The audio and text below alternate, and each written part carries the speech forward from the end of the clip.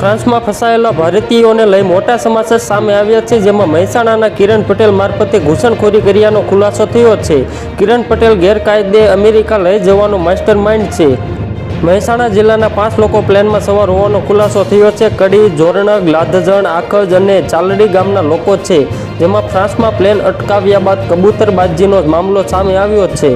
માનવ તસ્કરીની આશંકાથી 4 દિવસ પહેલા ફ્રાન્સમાં રોકાયેલું charter plane આખરે મંગળવારે સવારે મુંબઈ એરપોર્ટ પર લેન્ડ થયું હતું।